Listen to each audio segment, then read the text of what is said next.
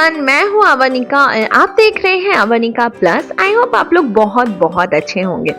आज जो मैं प्रोडक्ट लेकर आई हूँ रिव्यू करने के लिए, इसने मेरे लाइफ में बेबी होने के बाद एक बहुत ज़्यादा इम्पॉर्टेंट रोल प्ले किया है।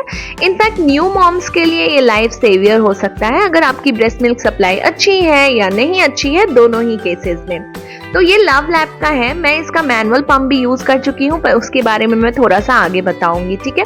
और इसमें जो भी चीज़ें, जो भी पार्ट्स इसके दिए गए हैं उसके बारे में यहाँ पे अच्छे से मेंशन किया हुआ है नंबरिंग के साथ में, कि आपको कोई भी कंफ्यूजन नहीं हो। इसमें किस तरह से लगाना है, कैसे यूज़ करना है, ये सारा कुछ बहुत ही अच्छे से बताया हुआ है।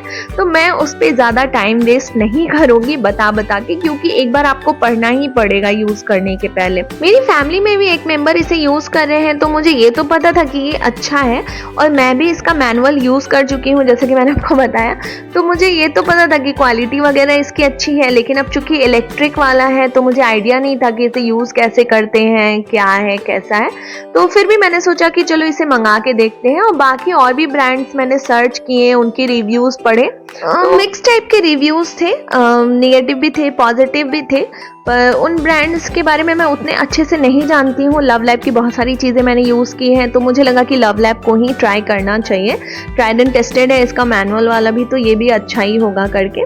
तो इसके साथ में बॉटल अटैच करके दिया हुआ है जिसमें आप पंप करते हैं, और इसके साथ में निपल भी दिया हुआ है और निपल के साथ अटैचमेंट्स उसके दिए हुए हैं ताकि आप इसको एज अ फीडिंग बॉटल भी यूज़ कर सकते हैं। और ये है जो कि बॉटल के हेड पे जाके अटैच हो जाता है, और इससे एक सिलिकॉन ट्यूब अटैच किया जाता है जो कि मशीन में जाके अटैच होती है, और फिर सारा पंपिंग का जो भी होता है काम वो होता है, ठीक है। तो इसमें ये सारी चीज़ें लगा कर दी गई हैं जिसको सारा कुछ अलग अलग करके और उसको स्टरलाइज करना है और फिर ऐसे ही लगाना है जैसे कि लगा के दिया हुआ है। ये सिलिकॉन कुशन दिया गया है ताकि पंपिंग करते समय आपको बिल्कुल भी तकलीफ ना हो। वो प्लास्टिक की जो फील होता है बहुत हार्श हो जाता है, तो वो आपके स्किन पे ना लगे। और ये है इसकी मशीन जिसको मैं आपको चलाकर बाद में दिखाऊंगी। इसको चार्ज करने के लिए भी दिया हुआ है इसमें। ये फुल्ली चार्ज हो जाता है, उसके बाद इसको आप आराम से 2-3 बार यूज़ कर सकते हैं। और ये इसके साथ में चार्जर दिया हुआ है। इसको बिजली में लगाकर इस्तेमाल करने की ज़रूरत नहीं है। आप इसको एक बार चार्ज कर लीजिए और उसके बाद इसको आराम से कहीं पे भी रखकर यूज़ कर सकते हैं वायरलेस। और इसके साथ में ये डायफ्राम और ये जो वाल्व है, बिल वाल्व क्या बोलते हैं इसको, डक बिल वाल्व, ये दोनों एक्स्ट्रा दिए गए हैं क्योंकि ये दोनों अगर डैमेज हो जाते हैं तो फिर आपका काम बिल्कुल भी नहीं चलने वाला है। यही वो सिलिकॉन ट्यूब है जिसके बारे में मैं बात कर रही थी कि जो मशीन और बॉटल हेड को कनेक्ट करता है। तो ये अटैचमेंट के साथ अटैच हो जाता है और फिर मशीन में जाके अटैच हो जाता है और पंपिंग का काम इसी के थ्रू होता है।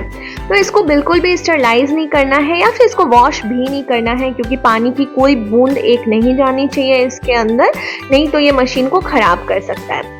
साथ में 2 फ्री ब्रेस्ट पैड्स भी दिए हुए थे जिसका मुझे अभी तक कोई काम नहीं आया, इसलिए मैं इसको ऐसी ही रखी हुई हूँ। मैनुअल्स है जिसको आप पढ़कर इजीली यूज़ कर सकते हैं मशीन को। और ये एक स्टरलाइजेबल पाउच दिया है ताकि आप इसमें अपने स्टरलाइज पंप और बॉटल्स को रखकर ट्रैवलिंग के दरमियान या फिर कहीं भी जा रहे हैं तो इसको यूज़ कर सकते हैं। और ये बहुत ही काम की लगी मुझे, मेरे बहुत काम आती है। तो अब मैनुअल वाला पंपिंग सेट भी देख लेते हैं। तो ये है मैनुअल वाला पंपिंग सेट जिसका हेड थोड़ा सा डिफरेंट है इलेक्ट्रिक वाले पंप से, ऑब्वियसली होगा ही क्योंकि वो इलेक्ट्रिक है और ये मैनुअल है। तो ये मैंने पार्ट के टाइम पे लिया था। इसके साथ में ये जो बॉटल दिख रही है ये तो थी ही स्टोर करने के लिए ब्रेस्ट मिल्क, और एक और बॉटल था जो कि फीडिंग बॉटल था, जैसा कि अब आने लगा है आजकल इलेक्ट्रिक वाले में, उस तरीके का। बस थोड़ा सा शेप में डिफरेंस है, जैसे कि ये ना इसका निचला हिस्सा थोड़ा राउंड ज़्यादा है और वो वाला फ्लैट ज़्यादा है। उसका फीडिंग बॉटल भी इसी तरीके का था, तो यही डिफरेंस है। और बाकी ऊपर वाले हेड में जो डिफरेंस है सो है। तो इसकी ढक्कन काफ़ी अच्छे से बंद हो जाती है, आप एयर टाइट करके स्टोर कर सकते हैं मिल्क को।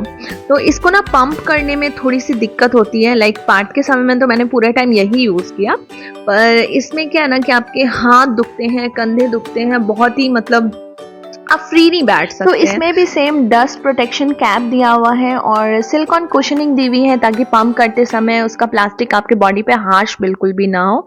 डक बिल वाल्व दिया हुआ है और इसमें भी एक एक्स्ट्रा डक बिल वाल्व था ताकि ये अगर डैमेज हो जाए, वैसे हालांकि हुआ नहीं है इतने दिनों में डैमेज, पर फिर भी एक्स्ट्रा दिया हुआ था कि अगर ये डैमेज हो जाए तो आप उसके लिए अलग से यूज़ कर सकते हैं।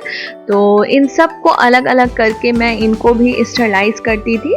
और ये है हैंड पंप काइंड ऑफ, उसके ना बहुत बहुत दुखता है, बहुत दुखता है, हाथ एकदम दुखने लगता है थोड़ी देर पंप करने के बाद। बस यही कारण है कि मैंने इसको रिप्लेस किया, बाकी सारी चीज़ें इसमें बहुत अच्छी हैं। तो ये किस तरह से फिट किया हुआ है वो मैं सारा आपको निकाल कर दिखा रही हूँ। तो ये सारा कुछ अलग हो जाता है, पर इलेक्ट्रिक वाले में 2 डायफ्राम दिए हुए थे और इसमें एक ही दिया हुआ था। मुझे लगता है कि ये थोड़ा ज़्यादा मजबूत होगा शायद, इसलिए दूसरे की ज़रूरत ही नहीं पड़ती होगी। तो ये कुछ इस तरीके का है। तो मैंने सारे पार्ट्स आपको अलग अलग करके दिखा दिए हैं। एक्चुअली दोनों ही बढ़िया है, बस उसमें कम मेहनत पड़ती है। तो वापस से इलेक्ट्रिक वाले पर आ जाते हैं। इसको मैंने अच्छे से स्टरलाइज कर लिया है, इसका हर पार्ट अलग अलग करके। और वो जो सिलिकॉन ट्यूब था उसको मैंने बिल्कुल भी कुछ नहीं किया है, जैसे था वैसे ही लगाया है। और इसका डस्ट कैप मैं लगा कर रखी हुई हूँ, जब तक इसको यूज़ करना स्टार्ट नहीं कर देती इसको लगा कर ही रखूँगी। तो आप भी उसी तरह अगर यूज़ कर रहे हैं तो इसको लगा कर ही रखें। तो अब मशीन चालू करके देखते हैं। सबसे पहले मैं पावर बटन दबाऊंगी और इसमें लेवल्स हैं बहुत सारे, 9 तक थे और मैं कम करते करते इसको 1 तक ले आई हूँ। इसमें हार्ट शेप बना हुआ है, मतलब ये मसाजिंग मोड है। तो आप देख रहे होंगे इसमें जैसे A, B, C, D कुछ इस तरीके से चल रहा है, ठीक है। अब मैं जब इसमें मोड चेंज करूंगी और पंपिंग मोड पे आ जाऊंगी, जो ये आपको टीयर ड्रॉप काइंड ऑफ दिख रहा है शेप, तो ये पंपिंग मोड है और इसमें भी 9 तक है लेवल्स।